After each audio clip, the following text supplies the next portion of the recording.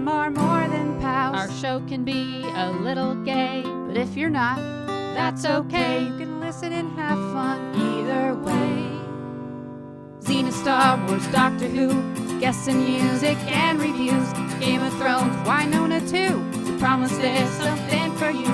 She nerds out. We're girls that like nerdy things. Nerdy things. Hello and welcome to the She Nerds Out podcast. I'm Kat. I'm Wendy. and this is Tara. On today's episode, we're talking about a lot of things. Some of them have to do with nerdy stuff. Some of them don't. Boy. A lot's happened since we've all been together, and then we're just going to kind of talk about all that stuff. We're going to have podcasting therapy, talk out our feelings. Yeah, there's a lot to talk about and process. But we wanted to be together. I haven't seen you guys. I've missed you guys. Missed you too. Miss you too. So yeah, boy, if this is the first time you're listening to this podcast, I would just stop right there. Go back a couple episodes, maybe even a couple weeks ago. Find Cat Burrell or Podcourt. That's a good one. Right. This one's a little more low key. Mm-hmm. But first, Wendy. And yes. Oh, sorry. Yes, Tara. Oh, I was just gonna say, how you feeling, Kat? Oh. I mean, physically, was it? Yeah, you've been a little under the weather. I have been sick. I have a cold. I can still claim no-vid status. This is not COVID. Just a cold. So you've never had COVID? That is correct. Never had COVID. Wow. And I never will. Okay. Well, I hope not. I like that. That's a spirit. Get the vaccines while you can, folks, just in case. So if I sound a little different, that's why. But I'm feeling better. I'm really glad I feel good enough to record with you guys, because I didn't want to go another week without recording, because I just feel like I just didn't want to do that. Yeah. So no, I feel good enough to podcast, and that's like all that matters. Yeah. All right. Wendy? That's good. Yes. I feel fine. Thank you. Oh, birthdays? You need birthdays? Let's do birthdays. Tara, can you tell me, this is November 10th on this recording, can you tell me whose birthday is today that we should be guessing? No, not off the bat, but I'm going to guess Emma Watson. No. Or Kelly Clarkson. No. How about Ellen Pompeo? Oh, interesting. Pompeo. Okay. She's on Grey's Anatomy, in case you're trying to remember what you know her from. I've reacquainted myself very intimately with Grey's Anatomy recently for rewatches. I'm going to say she's 57. Me too. No, ouch. Oh, 55. 55. Oh, okay. For dear Ellen Pompeo. You look great, Ellen. Yeah, I'd say so. Next up, November 11th, 11/11, make a wish. A man that he has one of my most oft movie quotes in all of film history. That is, "Gird your loins," from The Devil Wears Prada, Mr. Stanley Tucci. I also see him sometimes on Instagram, and he's just one of those kind of cool, low key, are we really? His wife's like, yeah, okay, you're gonna watch me. I'm cooking. He just seems like a cool, everything is nice and classy in his world. Very classy. He's a food guy now. What's that like? Apparently, I don't know. That's why I watch his stuff sometimes, because I'm like, that's a whole nother world from my existence. But his birthday is on the 11th. So how old is Mr. Stanley Tucci? This is a tough one because he has always felt older to me, but because he is playing kind of like a classy, or like kind of like the hoity-toity character that seemed, so I'll say. But he also hasn't aged. I'm gonna say he hasn't aged. No, yeah, he looks the same. I'm gonna say 61. I'm going 70. He will be 64. He was born in 1960, so if my math is right, and I think it is, He was with Julia. He was in Julia, or whatever that movie was, where he was Julia Child's husband, aka Meryl Streep's husband. Mm. Which is never a bad thing to have to play in a acting role. Sure.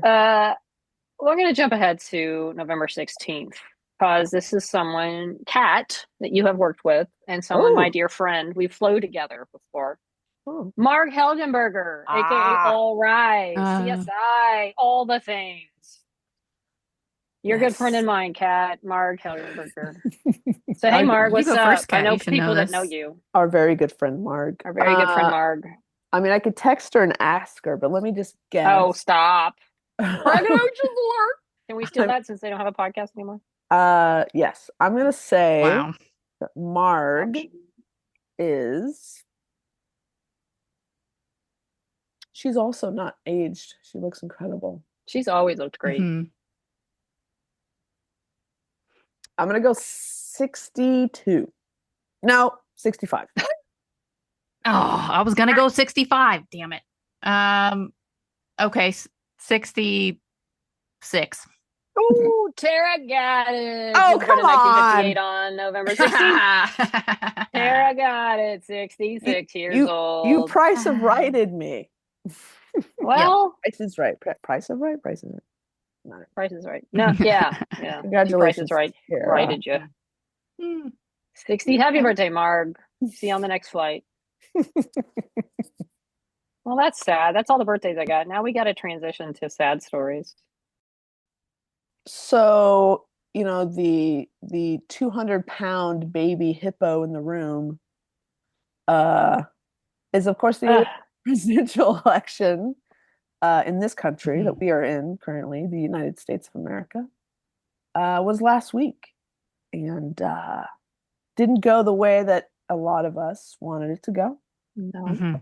No, it did not. And I'm very sad. I'm very heartbroken. We were this close again to electing the first woman to the office. Well, I mean, closer than if she didn't run. Exactly. Assuming there was no cheating, which we're not sure about that. Well, we'll see. But you know, yeah. So I think everyone, it's like grief, right? Like everybody grieves a different way. You can be mad, you can be sad, but I think people just need to just feel how they feel for a while. And that's what I'm doing. And I'm glad I've been sick, honestly, because I haven't had to leave the bed and I haven't wanted to. So that's worked out for me. What about you guys? I definitely took a mental health day the day after. Tara, tell us about your mental health day. It included playing a lot of the Block Blaster game on my phone because I didn't want to look at anything else online. I didn't want to watch TV. I walked my dog. I just wanted to be in a hole. It was pretty sad. There was some wine. And it was right, you know, we'll talk about my FanFusion adventure later, but it was the day after I got back from FanFusion. So I was still jet lagged and felt very, you know, I was struggling to just stay awake at all during the results as it got later and later. And so by the time it hit 10 o'clock and the writing was on the wall that it wasn't looking good, I just said, you know what? I can't handle watching the rest of this. So I got ready for bed and of course checked it one more time before I went to sleep. And by that point, you know, all those blue wall states had turned red. So then I woke up just the next day hoping, well, maybe something flipped overnight. But no, it didn't. And then it was just a darkness that overwhelmed the soul. So. How about you, Wendy? Well, I got myself some rum. I was prepared to not enjoy, but at least watch the results come in and be hopeful that it might go our way. But the first thing I saw, 8-3 Trump in the Electoral College, which, you know, I was being dramatic. I'm like, oh my God, I'm already stressed because he's up 8-3. But then when they put up the first Georgia numbers that weren't anywhere near final, but as we know, Biden like took Georgia, you know, like this big dramatic thing, and Stacey Abrams got all these voters. And then the first numbers they put up were very lopsided in the wrong direction. And I thought, if it's already like this, I don't feel good about anything else. And then you see that it's a red mirage, the blue wave is coming. But I kept seeing states that were turning red that didn't turn red last time. I thought this is not going well. And I had a little of my rum just because why not? I was starting to need it for reasons other than enjoyment. And then went to bed. Of course, couldn't sleep. I kept looking at my phone. I would wake up. I'd look at it again. I got hardly any sleep that night. And sadly, because of my job, I was forced to get up about 5 or less hours later and go to work and watch it all on the morning news for 2-3 straight hours. Yeah. Wendy is, of course, a news director for NBC. So, yeah. Yeah. So we had to watch it all morning long. Never got any better. And there were too many people that were just cheery. My producer texted me before I even got into work. And she's like, I'm crying all morning. Like, I can't even deal with this. Like, she's the only one. There's a couple others that I knew were upset, but everybody else seemed fairly normal and fine. I'm like, what is wrong with you? But yeah, so it wasn't my best day directing, but honestly, I didn't care. My he's usually so nitpicky. She's like, I don't care. Like, it's like neither one of us cared. And then sadly, we had fires the next couple of days. So the election coverage got pushed behind the fires.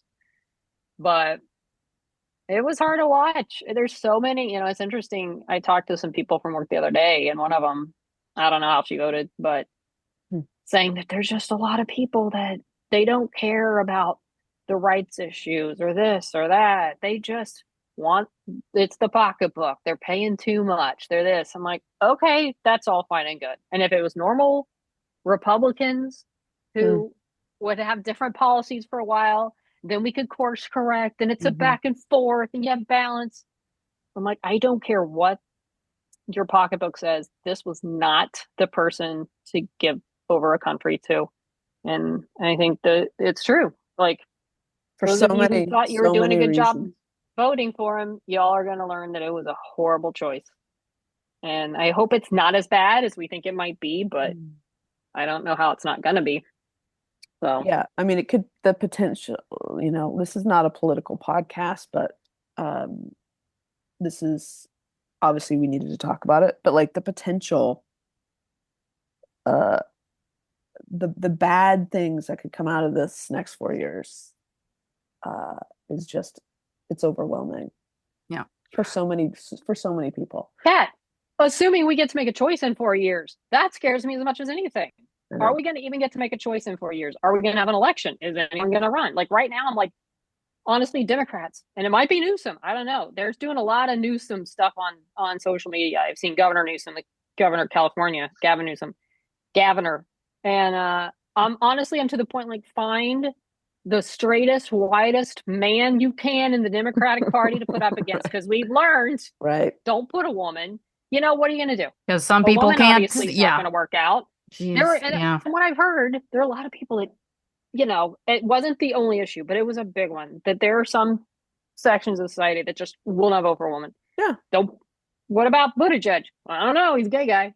What about Shapiro? Isn't he Jewish? Like, every candidate, there's going to be some group that will not vote for them because of something that has nothing to do with politics. Gavin Newsom he's basically a gay guy. Like, he's dressed really nice, and he was such a big proponent of gay marriage in California. He's like, forget him. He's out. Like, there's no way. It's so. I don't even know who you get. He's too leftist. He's too radical on the, Yeah. The fact he's from California is going to be a black mark. Oh, right. His hair is too nice. Yeah. Somebody's so out there. I saw a post saying, look, this is horrible, but there are people out there you don't know about that just haven't emerged, and now there's backbiting. There's the whole, well, if Biden had dropped out sooner, we could have picked someone. And it's like, oh my gosh, just chill. Like, I don't know if anybody you picked this time would have won. I think if there was no cheating, which I'm still not 100% sure that's true. Right. But they were saying this small Texas town that this person I know is from has been blue forever. And this year it was overwhelmingly red. So there was just like this, I want the guy I know. I want the tough guy. I want the guy who's going to make me money. And good luck to you. He's also going to maybe deport you. So I don't know what to tell you. It shouldn't have mattered who the Democrats put up. It shouldn't have No. mattered. No. And I'm really glad it ended up being Kamala Harris. I still believe in her. I think. Yeah. I do too. Aside from it being a very last minute, decision to put her in, it shouldn't have mattered. No. Nope. And, growing up in this country, we are taught to believe in some very fundamental things, like, treat your neighbor well, be a good person, look out for each other. In the end of the day, we're good-hearted, good-meaning people. Not anymore. And now I don't believe any of that's true. No. And that is, having an existential crisis as a country is overwhelming. And I can't even think about it. I just have to, I'm just going to be where I am now, which is sad. I think that's what, on top of the other massive issues of him being president, that's the most heartbreaking to me is just knowing the amount of the country that's willing to overlook all of the things that he's done and that he is and that he represents and all that the hatred that he represents and the division that he's tried to and succeeded to create, and they can just overlook, they'll admittedly they'll support it, they love it, but then you have the other side that is willing to overlook right. it. You expect the people that support it and they're just terrible anyway, but it's those people that are like, well, that's just not, that aren't willing to stand up, for it's just you're for totally what's right. Generally right, and it's, he got more votes than he did in some parts of the country than he did previously. So you're right. It's not just like all his supporters who go to these stupid rallies. It's people from all over, from all different ideals, and it's it's not just because of the economy. It's not just because of how you feel about immigration. It's not just because how you feel about queer rights. Like he got a lot of people, different walks of life to vote for him, right? And it's people like that we all know voted for him. And not to say that they're all not it's not a black and white issue. It's just really upsetting. It's just upsetting. Yeah. And the next 4 years and maybe beyond are going to be very difficult. And hopefully we'll have more hope next week or next month or next year. But right now, unfortunately, this is what you got, people. This is where we are.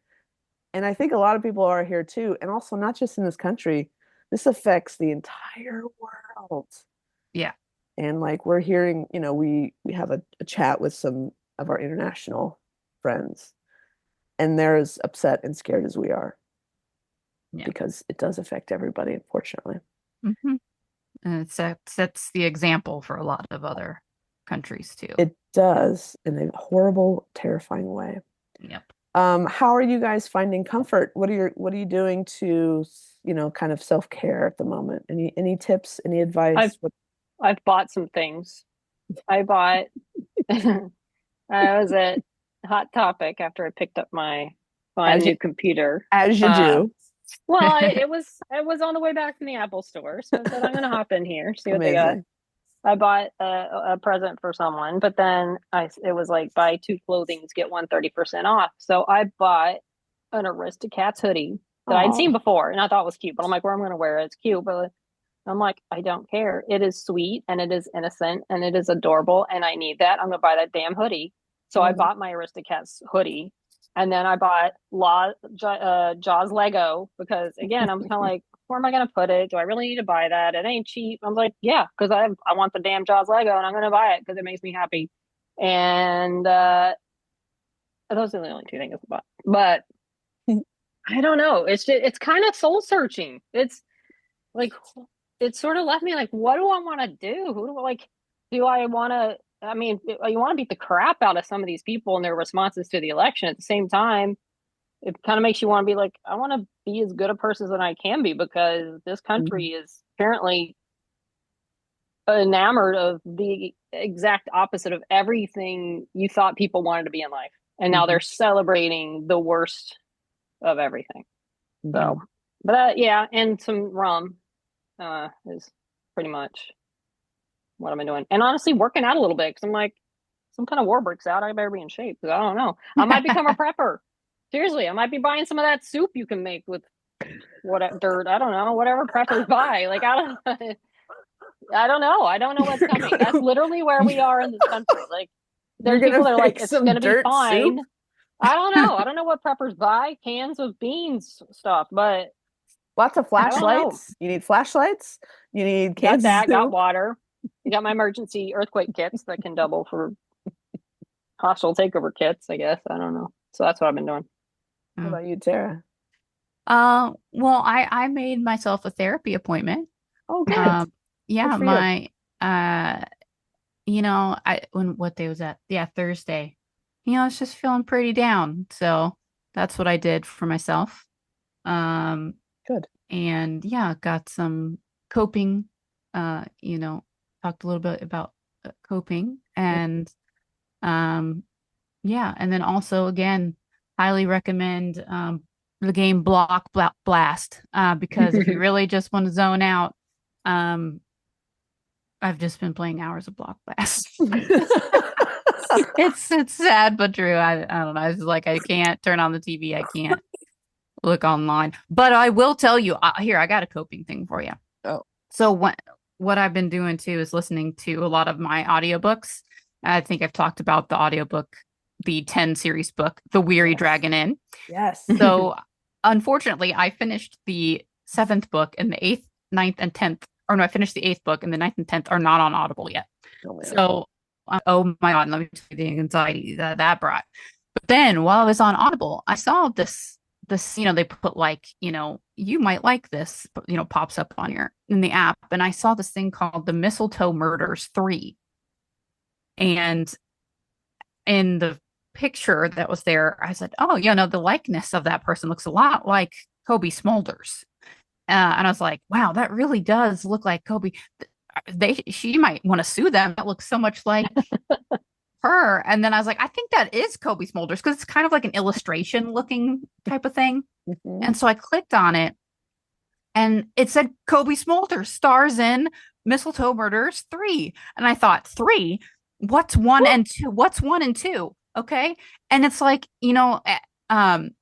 it's like essentially it is a Hallmark movie, and they've made a Hallmark show that just came out of the Mistletoe Murders. Kobe's not in it, but Sarah Drew from Grey's Anatomy is actually in it. So I want to watch it, but it's on their app, which I don't have access to. But I might get it. I'll probably air it on Hallmark at some time. But it's like 3 episodes in, and it just started because this audio series, I guess, has been such a big hit. So that's been a comfort for sure for me. So I went back and started Mistletoe Murders 1. So each year, so this is the 3rd season now, and each like season has like 6 episodes, so like 30 or 40 minutes each. And every 2 episodes, Kobe plays Emily Lane, who solves a murder every 2 episodes. So, and it's really funny. It's funny, and it's, even though the murders, it's lighthearted, and she's really great. So it's like listening, and of course it has she has 2 cats, Mosley and something, but it has all the sound effects and everything, so it just feels like you're listening to an actual show, rather than just an audiobook being read without any background noise or anything. But I really like it, so it's working for me. Just started the 2nd season now, so amazing. Yeah, but if you like Kobe, she's really funny. It works because of her comedic timing. It's so cute. Yeah, that's awesome. I've been playing some video games. I went back to Assassin's Creed because I just wanted to kill some dudes. Okay. That's been oddly satisfying. And there's a podcast I've been listening to. It's sort of my go-to, like if I need to fall asleep at night. But also now it's just a very comforting, cozy podcast. It's called Chris Skinner's Countryside Podcast. Oh. Now Chris Skinner is a English gentleman. He lives in the Norfolk area. I think that's in the northeast part I think of it's in England. the Norfolksy, the North and Folksy area. That makes sense. England. Yes, Yeah. it's that area. Yeah, you Mhm. know it. Yep. And he lives on a farm. It's a farm he grew up on, and he is now the proprietor of the farm. And every episode, him and a buddy walk around the farm and talk about the wildlife. So he has converted the farm from producing like, um, things to now wildlife. He is trying to bring the wildlife back. So he just talks about the trees and the birds and the deer, and it's wonderful. Uh, and he has a dog who's half Chihuahua, half Jack Russell Terrier called Rat. And Oh, Rat runs around, barks at all the birds. It is so lovely and charming, and it has been a great comfort to me because I just want to be on that farm with Chris and his dog Rat. sounds very cozy. It's really cozy. It's lovely. Like he'll wake up at like 4 in the morning and have his cup of tea and wanting to watch the starlings in the Oh, morning. that sounds nice. Like, oh, look, the deer, they're still here. Yeah. It's like a different world that I want to live in. I know. I did not want to come back from England. Yeah, I told you not to. bet You sure you don't want to stay there? Because let's see how it goes. So, we're not going to make this a regular segment of How Sad Are We? But certainly that's a great segment name, though. How That is sad a are good you? segment. Okay, maybe we will be bringing it back. So hopefully that will change to How Mad Are We? How organized are we? How are we Yeah, gonna fight okay. back? So we're gonna maybe it will progress. Okay. But Okay, hopefully, Lucy. I'm sure other people will, feel the way we do. So I think we thought this was important to do. I was Okay, watching Revenge of the Sith the other day. Let perfect. me tell you, it feels different. It feels very like back when that came out. I remember, and George even talked about it. Like dictators they don't take over. They're elected. They're given powers. It's a They're handed slow powers. process, It's a yeah. slow process. And back in the day, I was like, wow, it's never could imagine something like that. This is such a foreign concept. Now you watch it, it feels like real life. Honestly, it's scary. The Fiona Shaw speech, the funeral speech from Andor, Yeah. hits a lot different, and that's been making its way around some chat groups, and boy, it does feel very very current. Hello. Oh, look at that. Okay. I don't know what's last time it wouldn't take it. And this time I was looking at the audio options and I unplugged it and replugged it in. Maybe that's all it took. Okay. All right. Well, I'm Now, back now. if Wendy sounds a little different, it's because she figured out her microphone on her new computer. So now we got the good sound. I didn't do anything different. I unplugged it and I replugged it back in, and now for some reason it just works. That's IT 101. If you were to have called IT, they would have been like, "Is it on? Unplug it and plug it back in." Yeah. I tell you, I'm just discovering. I also thought my keyboard from my old computer wouldn't work that I was trying to plug in. I'm like, great, now I got to buy some new keyboard. And I just plugged it in a different hole, and then it was fine. So nice. I'm not even going to make a joke about that. I set it up for you though, beautifully. That's how sad I am. How's your hole? Well, your audio is good just in time. Wendy, why don't you? It feels like this was like 2 years ago that this happened. But Wendy and I and our friend Terry went to a movie together. Wendy, why don't you tell us about it? Well, at the AFI Film Festival here in Los Angeles at the Chinese TCL Theater, they were going to have the premiere night screening of the documentary Music by John Williams about the music of John Williams. I saw that. I thought, well, there's no way you'd have to buy like the biggest festival ticket and to get a chance to get in. But then a few days or a little bit before, our friend Terry wrote and said, hey, y'all want to go to this? I can get tickets again. And we're like, yeah. So we went, and it was a big brouhaha. We it said dress nice, so we all dressed nice.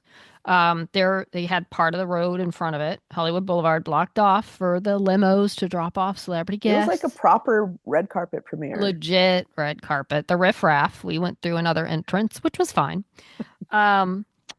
Poor Terry had been stuck in traffic. She was freaking out about getting there on time. She still got there like 45 minutes before we had to be in our seats, but I know how stressful that can be. Yeah. So as soon as we got in, we got ourselves some drinks, got ourselves some popcorn.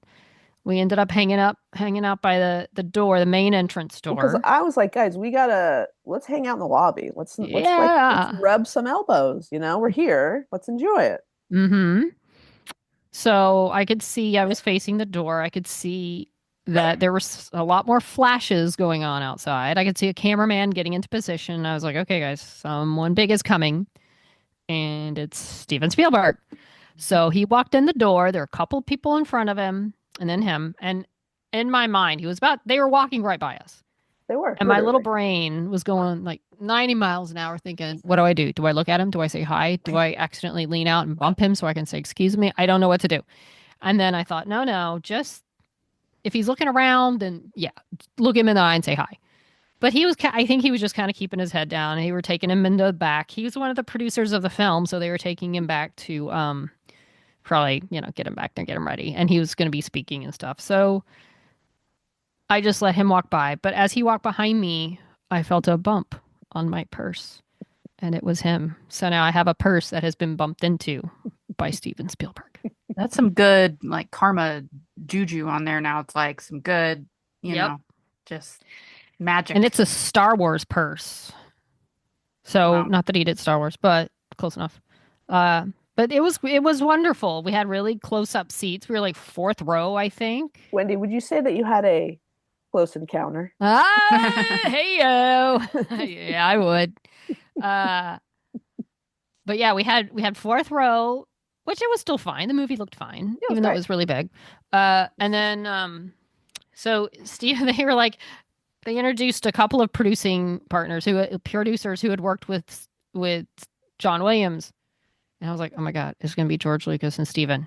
It was Ron Howard and Steven Spielberg, but whatever. I think Ron Howard was a co-producer on the documentary. Yeah. So they came out, so a little something, and they showed the film, which was wonderful. If you have Disney Plus, it's on Disney Plus. Watch it. It's fantastic. Yeah. I was not bored. I just enjoyed the heck out of it. So much I didn't know about John Williams. Oh, I didn't know most of anything about him other than he did music. And there's a part where he's talking about the 5 notes and Close Encounters, and he's just rattling off terms. He's still got all the handwritten sheet music. He's got all the different 5 notes that they tried and explaining why they went with the one they did. Yeah, the music theory behind these 5 notes is it's like watching a genius talk about whatever he's a genius in, which he is in music, I think. Yeah. So impressive. But there were other Kathleen Kennedy was there, Bryce Dallas Howard, which when I saw that she was there, I'm like, oh yeah, because she directed some episodes of Mandalorian. And then I realized, and she's Ron Howard's daughter. J.J. Abrams was there. We did not see them, but I saw their pictures later. Frank Marshall, who produced Raiders of the Lost Ark. And Kathleen, did you say? Yeah, Kathleen Kennedy. Yeah, she was also there. They had better seats. They were like in the back, in the middle. So it was a great night. We had a great time. So glad I got to go. I don't know. Our friend Terry said she just kept clicking on the theater's website and tickets came available. So awesome. There you go. Yeah, awesome. It was fun. Well, there also was another event this week, Halloween. Oh, what did you guys do for Halloween? Well, on actual Halloween, I didn't do anything because I had to work really early the next morning. But that next Saturday, some friends reached out and said, hey, do you want to go get dinner and look at Halloween lights? So we went to my friend's restaurant, which was still very decorated for Halloween, and then drove around looking at some Halloween lights at Cat. You gave us a list of. And there was hit and miss because half of them had already taken their lights down and half of them were still up. But there were the ones that were up were pretty amazing. One was that pumpkin house where the guy chased me. Yeah, a couple years ago. Yeah. And then one was that pirate ship / mausoleum thing. I don't even know how to describe it, where the lights change. You could see through the walls. That was one of the most incredible things I've seen. Yeah, And that then was really cool. one was an actual haunted house that our friend Kat, other Kat, the two of us stood out in the rain, hoping the little guy would come out because we thought maybe it was still open. And the little older guy, he has a little train conductor cap on, and it was like a fake train in the front, but it was a haunted house, but it was closed. So we were just curious but it was closed. Aw. So the moral of the story was go the weekend before Halloween, not after. Yeah. And we did that. Leah, my wife, who I'm married to so far, we'll see how it goes in the next couple years if Trump decides that he doesn't want us to be married anymore. Not that we're going to get divorced. Okay. We may be forced to divorce. I see. We went out the weekend before Halloween with our friends Patty and Mike, and Patty and Mike were dressed as Trump and Kamala Harris. Oh no. And like they made these little podiums and these little gooseneck mics, and it was really cute. And like Mike looked ridiculous because that was the part. And like he had like horrible orange makeup on. We put a pad, hygienic, what are they called? Gauze padding. Yeah, the Band-Aid? ear gauze. I don't know. Mm-hmm. No, what are they called? I Pad, what women wear during the like a maxi pad. like a maxi pad. Oh Jesus. no. So we put a maxi pad on his ear, and she looked great. She looked sharp. She had that nice plump suit on that Kamala liked to wear, and Leah and I were their Secret Service agents. Oh, that's funny. Please tell me you have pictures. We do. I do. Okay. I'll send you guys some photos. And we should have known something was wrong because Trump was getting a lot of attention, and not just like, haha, you're ridiculous attention, like Trump kind of stuff. I'm like, well, that's weird. Anyway. Oh no. Yeah. But bad sign. Bad sign. We should have known.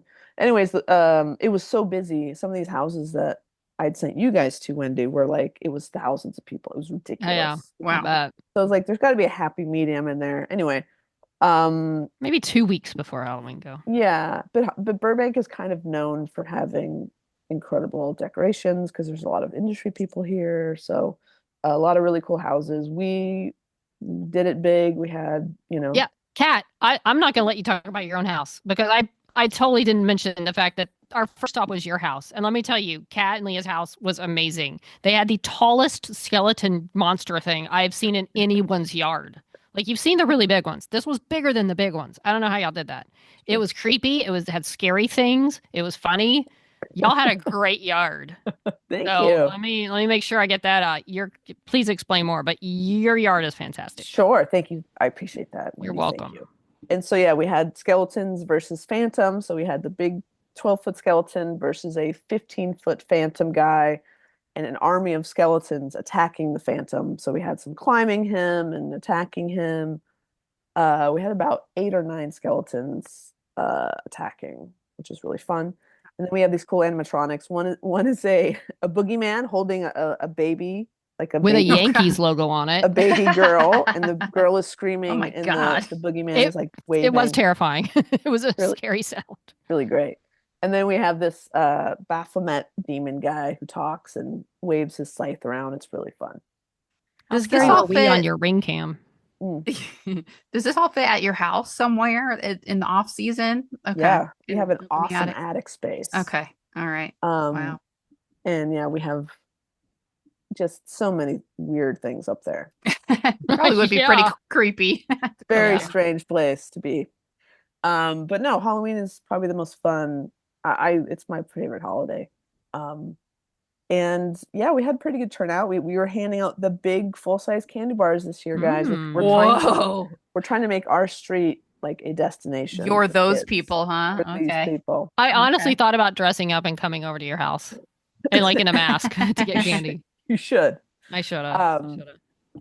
But yeah, so no, it was great. We had a good time, good turnout. It's a neighborly thing. People set out, on their yard to hand out candy, and it's just a nice vibe in the hood. But yeah, that was my Halloween. Jealous.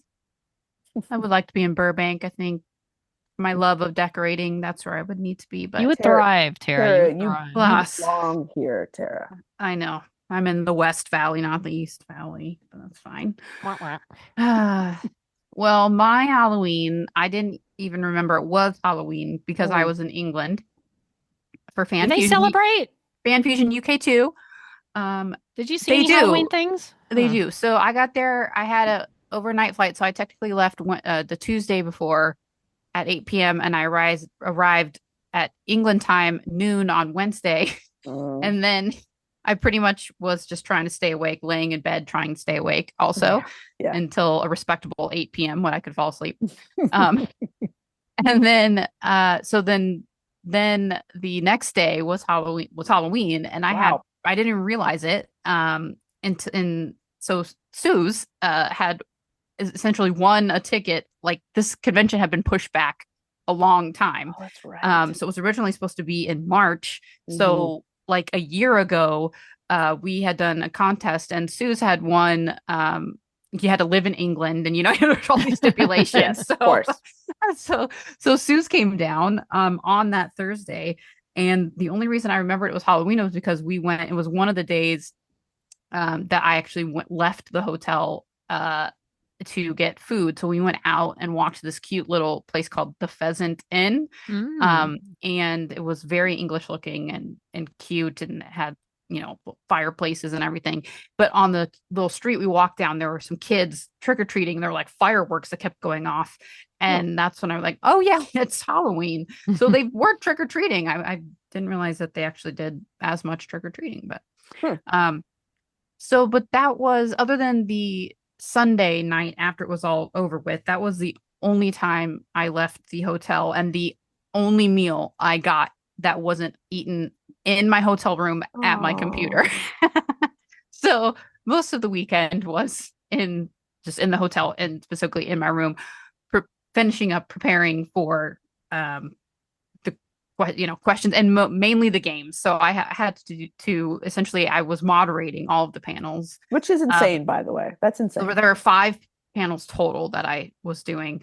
Yeah. So 2 on Saturday and then 2 on Sunday, plus the closing panel, which wasn't too long.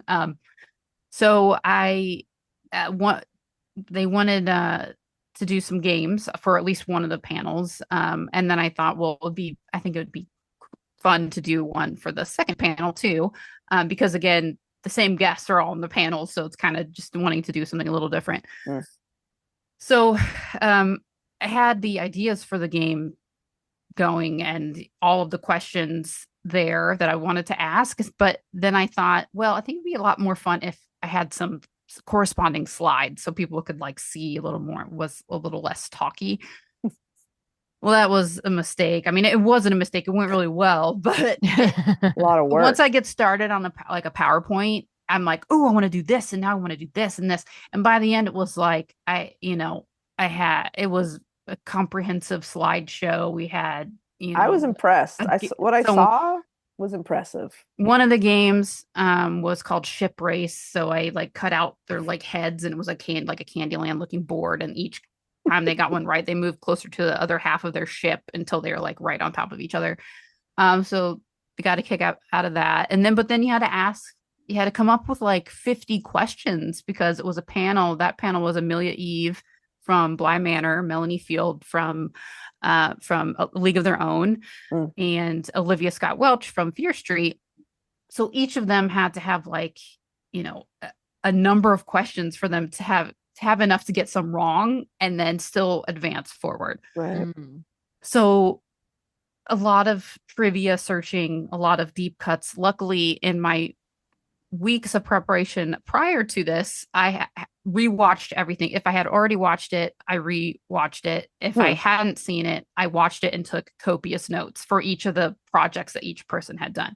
Wow. So luckily, I was able to go back through my notebook and pick out some just weird observations I had made about what book was at the beginning of Fear Street, what R.L. Stine, but without having to go back again and look too hard. So but it was a lot, but it ended up going really well. And then the second game was with Tori Anderson from NCIS and Katerina Scorsone from Grey's Anatomy, ER Fight Master from Grey's Anatomy, and Katie Strickland from Private Practice. So they played a game called Playing Doctor, whereas essentially it was an investigation because Tori Anderson plays a FBI agent, Kate Whistler.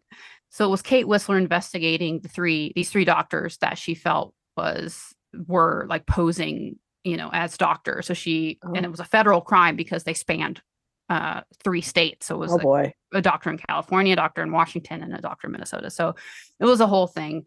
There was a little bit of terror on all of their faces when I told them, look, because 2 seconds before they go on stage, we're playing a game. It's a little bit of improv. And they're like, oh shit. Like, don't worry, we have slides. So, you'll be guided through it. But it ended up being really fun.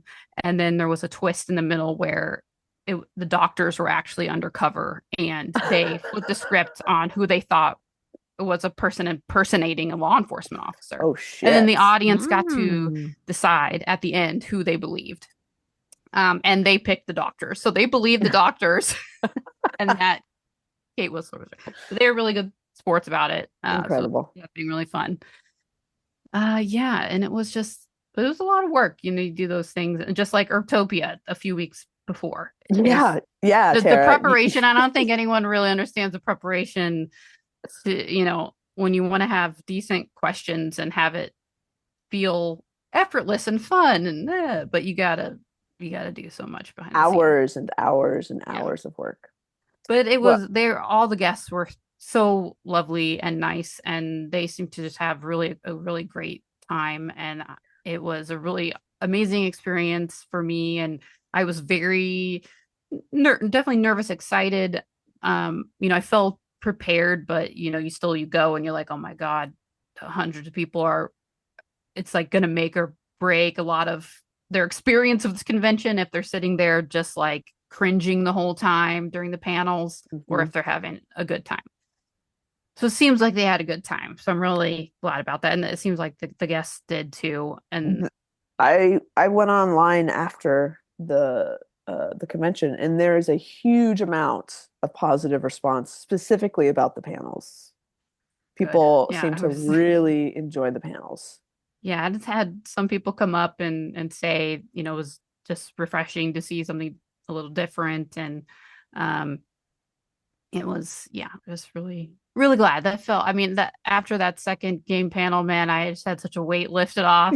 I was like, whoa, okay, went all right. And the closing panel is the breeze, and everybody was just really excited. And unfortunately, they at some point they don't really post the panels like other conventions do, so I might have a copy of them at some point, but I think there's a way you can watch them through their website for FanFusionUK. So but congratulations, Tara. That's so much work, and also coming off of another convention. It was rough. I think that made it a little more, made me more anxious because we had just come off Urtopia, and it felt like I had like 2 weeks in between coming back from Canada and then leaving, and it just it felt like a lot. Insane. You did a great job. Congratulations. And then so me and Susan and I had one night, that Sunday night, to actually go out and have some fun and Suze was great, very supportive. While I was like hunched over my computer. I ordered a lot of room service or like DoorDash essentially while I was there, because I just I was either too tired or doing stuff on the computer. So but we went to the Three Magpies on Sunday night. That was another really walkable, close one, and they had a really cool sign outside that said like, our pub is like welcomes everyone, and it was like LGBTQ plus like sign, and it was just like, it was awesome. Really a nice. I'm like, that's a great sign to have for this weekend in particular, because there's a lot of queer people here. And that was an adorable. It was, you think like English pubs, and that this place is what you picture in your head of like some huge wood beams, old fireplaces. It looks like a fantasy, came out of a medieval fantasy show. I love it. So I did get to experience those two places we went out to eat that were very English and, very quaint and cute and adorable. So Good. I'm glad I got that. And then I got on the bus the next morning and went to the airport and left. So Wow, what a whirlwind. That's insane. Yeah. But it was a great time. So that's what Well I did done. for Halloween. Well done. Pretty good Halloween. Not bad. Except for not a lot of Halloween, but And yes, but while I was there, I was sad to miss an event we'll talk about next, and I'm going to let you talk about it, Kat, in our nerd news segments. Yes. Nerd news. I repeat, we have breaking nerd news. Because something big happened, and I was not able to watch it because it did not air in England. Oh man, on I didn't any even think channel about that I could find. That's crazy. That's a drag. Yeah. Well, feels like 2 months ago, but a few weeks ago, here in America, we have this game we call baseball. And every year, the two best teams from the two different leagues play each other in what we like to call the World Series, even though really it's not the World Series, it's just the American Series. And one Canadian team. Isn't there still a Canadian team in there? Sure. The Jays are in there. Sure. Okay. I guess technically it's a World Series. The North American Series. I don't know. It doesn't matter. Semantics. This year it was between the much hated New York Yankees and the not as much hated Los Angeles Dodgers. Slightly less hated Dodgers. Yes, slightly. And I'm of course a Dodgers fan, and Dodgers won a World Series in 2020, but everyone's like, well, was it really a World Series? Because it wasn't as many games and they were in the bubble and they weren't playing in their homes, home stadiums, whatever. So going into it, the Dodgers had a chip on their shoulder already. And then, of course, to add to that, a lot of Yankee players and fans were talking some major shit about the fact that the Dodgers, hadn't really won a World Series in 2020, blah, blah, blah. I like how they talk like that. But y'all didn't even win the not real World Series. So, I mean, y'all were even worse in the worst season, the bad season. At least the Dodgers won it. Exactly. Going in, the Dodgers had a much better record than the Yankees did. Anyway, so it ended up being a 5-game series, but the series is a best of 4 out of 7 games. And the first game ended with what will become known as one of the most iconic, historic moments in Dodgers baseball. Freddie Freeman is now a household name. Freddie Freeman is a baseball player born in California. He's a local guy. His mom died of cancer when he was a young boy. She was Canadian. He has more character than any other baseball player I've ever known about. This guy is a stand-up dude. He was hurt going into the series. He hadn't been playing very much and not very well. It's the end of the game. It's like, what is it? Was it the 9th inning or were we in extra innings? It was the I think it was the 10th inning, right? Inning, it was the 10th inning. Yeah. With 2 outs. 2 outs. Bases loaded. Down by how much? I think we're down by 2. Yeah. 2 or 3. I think it was 6-3 or something like that. I don't know. That sounds right. And Freddie hits a grand slam home run. Now, the parallels of what Freddie did in this series to what a player by the name of Kurt Gibson did in 1988. Was it 88 or 86? I should know this. 88.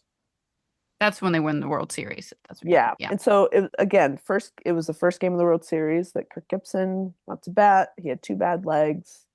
It was his only time at bat in the whole series because he was a shell of a man. He should not have been playing. But Tommy Lasorda's like, I need you in there, Gibby. Gibby, you got one more in you. So Gibson gets up to bat. He hits a walk-off home run. And it's an iconic call by Vince Scully. She's gone. And so Joe Davis, who was calling the game, cut back to Freddie Freeman. he hit it in the same spot, same place in the outfield. It was around the same time. It was I around feel like like it was at 8:37 p.m. yeah, it was like I could be exactly wrong, the same but literally time. exactly the same And time. these two guys were both hurt. No one was, it was sort of like this heroic at bat. And it chills. I still get chills thinking about it.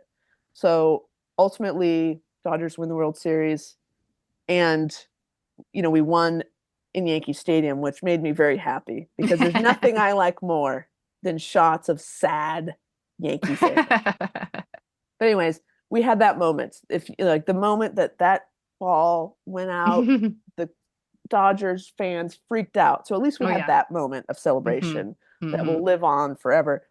Anyways, some weird shit happened in this series. The fucking fans trying to pull the ball out of Mookie Betts' glove. Yeah. And then they weren't going to ban the guys from the next game. Ugh. They ended up they assaulted him essentially. They were like holding on and trying to pulling his arm. They put their hands on the man. Like you can't do that. Why did they get kicked out for the rest of the fucking for their life? But they're not. Such bullshit. But anyways, that meme turned into, once we won, it was the Dodgers were the fans grabbing the ball out of Yankee fans' hearts, which was nice. Anyway, the moral of the story is Yankee fans are trash. Yes. Oh, wow. Yeah. And the Dodgers won, and the parade was record breaking. There was I didn't get to see that either. Huge turnout. I know. Huge turnout. The Dodgers fans were like, yeah, we knew we had great fans, but we didn't realize how much we meant to this city. And it was overwhelming, the amount of people who turned out. And there was no shenanigans. Nobody got hurt. There was no weird, rioting shit. Because LA has pretty bad reputation for that kind of stuff. So I was very proud that Dodgers fans showed up and were positive and lovely, and this is the beginning of an era in baseball, I think, for Dodgers. So looking forward to next season. But Freddie Freeman, no one deserves it more. He's a good dude. And it was a nice couple of days of like, oh, things are good, something to feel good about. Right. But looking forward to next year when it's the Rangers versus the Dodgers. Oh, go Rangers. Yeah, because last year the team that Wendy and I grew up with, the Texas Rangers, they won. So we're doing pretty well. So both our cities podcast, we're doing very well when it comes to baseball. Very lucky for these baseball teams. Yeah, the three of us. Honestly. Quick notes. A couple people I know at work. One of the producers was at was it named Kirk Gibson? Kirk Gibson. He was at that game. Whoa. Went in the bathroom. Oh. He was young and had to go to the bathroom. And so dad took him to the bathroom, I guess, or somebody did, and they missed the home run.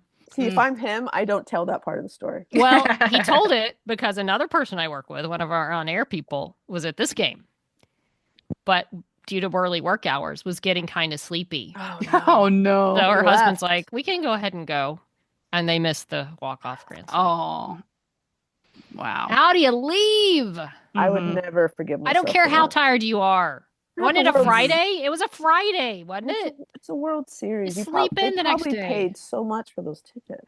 Right. Well, who knows? I don't know. That's another thing that LA fans get a bad rep for, is that like, you got to leave early because of the traffic. But that's World Series. But that's World Series. Like, you can't do that. No. You never know what's going to happen. No. And obviously, it turned out pretty good. Brutal. So yay. Well, congrats, Kat. I know that was very important to you, especially because I was invested, but I'm not as invested. Oh. I didn't even know they had won because I was so confused with the time difference. I thought their next game was the day after. I thought, and then I woke up and I was like, what? I could have stayed up a little later and watched that, but oh well. I would have had to stay up till 3 a.m, so that wasn't going to happen. Yeah. Wow. Okay. Yeah, it was fun. It was quite a run between the Dodgers to the politics to the fight. Like, it's been busy around LA lately. It's been weird, man. There's a lot going on. Yeah. Calm down. It's been weird. Well, I guess there's still nerd news that's been happening. Sure. In nerdy places.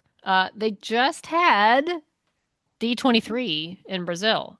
I don't know what this is. Is it like the D23 we have here? I guess it's similar. I didn't know they had them. I mean, we just had D23 this year here, so You Where tell else do they us. have D23? I don't even know. I didn't even know there was a D23 Brazil. And then I started seeing things about, oh, they're having this big Disney convention in Brazil. And a few things have come out of it. Andor comes out April 22nd. I mean, Woohoo! that's not a big shock. You knew there was going to be another Andor. Right. We did get a couple new trailers for Thunderbolts and Captain America coming out. Oh, here's a big announcement. Pedro Pascal is going to be in the Mandalorian movie. Woo. I mean, that would have been more shocking if he wasn't. I mean, come on. He really has to show up. He voices most of it. Yeah, that's So, and yeah, he's pay him like a lot. He'll he's like do the it whatever. guy right now. So you That's gotta have true. you gotta And he's see him in there. Fantastic Four, which will be, is it next year? It's coming And out. then Last of Us season 2's coming out too. He's Like a this busy guy, man. he's incredible, and he seems like a really nice guy. Yeah, I hope he is. Mhm. And he better stay that way. He's very popular. Yes. There was another announcement. A new Star Wars trilogy coming out, I don't know, sometime by 2030. Yeah, who's it by, Kat? Someone who was involved in the X-Men? Wendy, I don't know. I know, me neither. And that's kind of sad. Simon Kinberg. I guess he was involved with Rebels. Oh, thank Right. God it's a dude. That'll make half the fan base happy. Exactly. But the only problem is it may feature Rey, which will piss off that same fan base because it's a woman. Sure. Look, I saw that and I'm like, okay. Number one, how many projects get announced that never happen? Number two, So many. there's probably half the fan base that's already ripping it apart and we don't know what it's about. I think they are actually, because it was a new trilogy featuring the Skywalker legacy. So Right. Star Wars is It's part of the Skywalker Yeah. saga.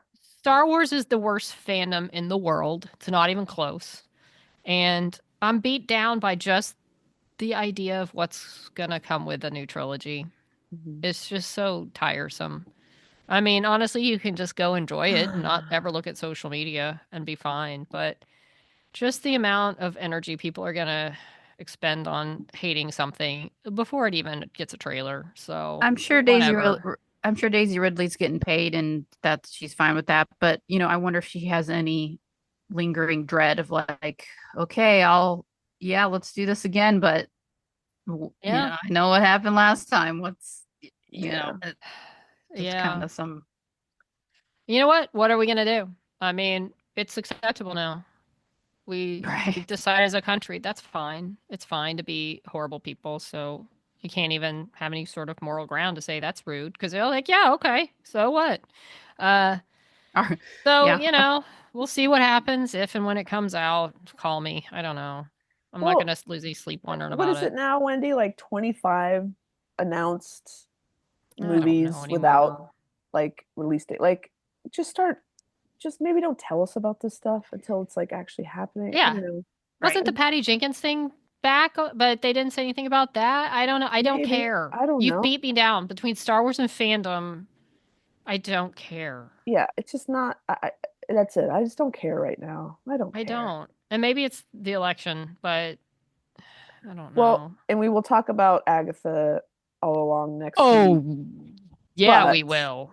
What Marvel continues to do way better than Star Wars does, and Agatha is a great example, is they had a plan from the very first episode to the last. There's they had a plan. It was mapped out beautifully. Star Wars, how did they start the next that Force Awakens trilogy and not have a plan? They didn't know who Rey was. What the fuck is wrong with you guys? Like, you had so long to figure this out, and then you fucked up the landing. Literally, like, you fucking crashed it. So God help us that this new dude, Simon, whoever, do you have a plan? Do you know what's happening? How is this even a thing? Like, it's just, I think that's why I don't care. It's like, I don't feel like I'm in good hands with Star Wars anymore. I don't either. And it's just like, I'll watch it because I'm a whore for Star Wars. But I'm not excited about it. I'm excited for what's next for Agatha. I'll tell you that. Mm-hmm. which we'll talk about next week. And Thunderbolts. Excited for that. Thunderbolts. I also feel like Star Wars. I don't know. Like Star Wars, the whole Star Wars thing originated in the 70s when times were different. Mm. Marvel originated now. And of course, it's still about good guys winning and this and that. But I feel like it's made more for a modern world as opposed to like Star Wars still kind of tries to hang on to that, what worked in the 70s, whether it works now or not. And people are a lot more jaded. But then if you kind of take Star Wars in a different direction, people are going to get mad. Right. So I don't know. That's interesting. I think that's a good point. But I also think that what Andor did so beautifully was it wasn't black and white. I think what you're like the Star Wars is very black and white. There's the good side, there's the bad side. But Andor, I think, did so beautifully. It was like there's this middle area, right, where you got to do some shit that you're not proud of because that's your duty and that's what you have to do. I think that's why Andor feels more relevant to today. You know what I mean? I think they 100%. It's the gray area, right? That's more interesting to me. One of the things I loved in Last Jedi, which of course, but Ryan Johnson left and no, it never got explored anymore, was that whole scene with Benicio del Toro's character, whatever his name is, the code breaker. And he's sitting on that guy's ship and like, yeah, look at him. Oh, look, he bought TIE fighters. Oh, he buys all these, he helped fund ships for the Empire. He's horrible. Oh, wait, look, he also got you guys some X-Wings. Like there's this whole, it's good versus bad. There's this whole group that just, makes money no matter what side. And you know what's interesting, Kat, I don't know if you've ever read the Scoundrel and the Princess or whatever that last Han layup. Did you ever read that? I did, recently. Because I'm reading it now, and there's this whole interesting part after the Empire where they go on the cruise and the now dearly departed Halcyon ship or whatever from Disney.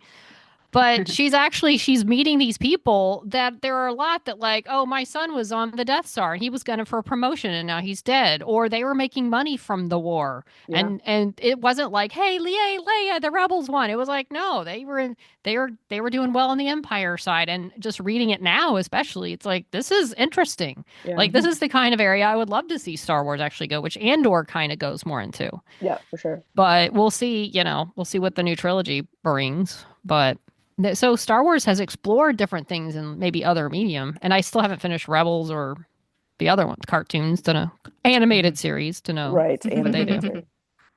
Yeah. Speaking of animated series, what's back? Star Trek Lower Decks. Sweet. Nice. So start it now. It's the last season. Really? How many seasons has it had? This is the 5th season, 5th and final. And there's only 10 episodes each, but it's really funny. Nice. And really heartwarming. If you need some of that right now in your life. Good recommendation. So, also, Curse of Oak Island comes back on Tuesday. Yes, so finally. If you want something else to give you false hope, what's that? No kidding. Maybe they'll find it this time. Amazing. Whatever. I don't have hope either, but I'm going to enjoy the ride. 3 hours. 3-hour premiere, Cat. Oh my God. What? Digging down. There's an hour of Curse of Oak Island digging down where they talk to everyone involved, and then a 2-hour premiere. So I'm going to be home. Mom and I are going to be in front of the TV with some popcorn. I mean, I think we should do a deep dive on that episode, right? Of course. A 3-hour episode. I'm gonna be time well spent. I'm gonna be sick next week. How many buttons did they find? Oh, look at that wood. We found wood. Feels good. At least that's something that you can depend on, right? Can comfort me in these times of unsurety. Oh, by the way, speaking of shows that give comfort, and I've said I was going to watch this show a billion times. No, it's not Stranger Things. Someone put together. How dare you? I mean, I do want to still, but someone put together an Agatha All Along intro set to Parks and Rec. And to me, Parks and Rec has got to have one of the best intros with the music and the way it's done of any show. I love it so much. Yeah. And every time I see it, I'm like, and of course it had Catherine Hahn, who had been in Parks. It had Aubrey Plaza. It's just like the way they put it together was really cute. And they had like teen, when his name came up, it said redacted. It was cute. It was well done. So it's like, it made me want to rewatch Agatha and Parks and Rec. I'll have to watch that. Yeah. Yes. Yeah, like we'll be talking about Agatha a lot. I have more to say about Agatha than I ever thought I would have to say about that show. Same. I'm so impressed. Beyond impressed. So impressed. It will be a rave review. Just moved. spoiler. Spoiler. Yeah. That's why we want to devote more time to it. Yeah. We're too tired today and emotionally drained. By the way, speaking of therapy, if anyone's thought about going into like being a therapist, this is a good time because people are going to need it a lot soon. Yeah. I also want to go to like a rage room and just like bust shit up. You guys want to do that? Is that a thing? That's all I've ever wanted, Kat. Yeah. You pay like however much and they like give you a baseball bat and say, go at it. Yes. There's, like vases and TVs, old TVs. Just go nuts. You just wear like goggles and shit. Yes. Like, oh wow. Yep. Yeah. They put you in those overalls. Hopefully they fit better than at the escape room we went to. Sign me up, man. That was a little tight. This is also a good time to open one of those rage rooms. Yeah. Anyway. Ideas. I think that's our show. Hopefully this has been entertaining or therapeutic. But honestly, we needed this. So this is us calling an audible. This is our selfish episode. Yeah. But hey, I don't know what words to encouragement to throw out there for people, but just they stick it out. You're not alone. Water. You're not alone. We're here. Yeah. We're not going anywhere. Yeah. They can't stop the signal. Can't stop signal, Mal. Right, Can't stop the signal. If you can't tell, we'll be your jolt of positivity when you need it. Yeah. Maybe next week. You can find me in my rage room. Listen to rage music. Speaking of the signal, I think we're gonna move. I think we're gonna move to Blue Sky, right? Is that what we're talking about? We talked about it, shall we? Should we? Yeah, let's see.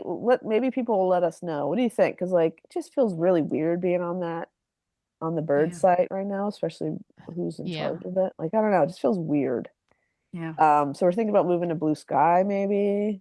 All I know is before the election day, when I would scroll through that other one, the X one, I kept seeing an ad with some dumb big orange face on it of him talking. And I would say, not interested, not interested, not interested. And it would still, as I scrolled, keep showing up. Yep. And I'm like, he's forcing this on people. So I'm good with it. Let's have a vote. I started an account over there. So it's supposed to be positive and no ads yet. Yeah, it's very similar structure to Twitter. So Emily's over there. Emily's there. I found her. Emily and dress course. A lot of Earpers are moving over there too, so I think I'd be all right with that. Yeah. Do we know who owns it? Like who owns? We should probably find out. Yeah, like what?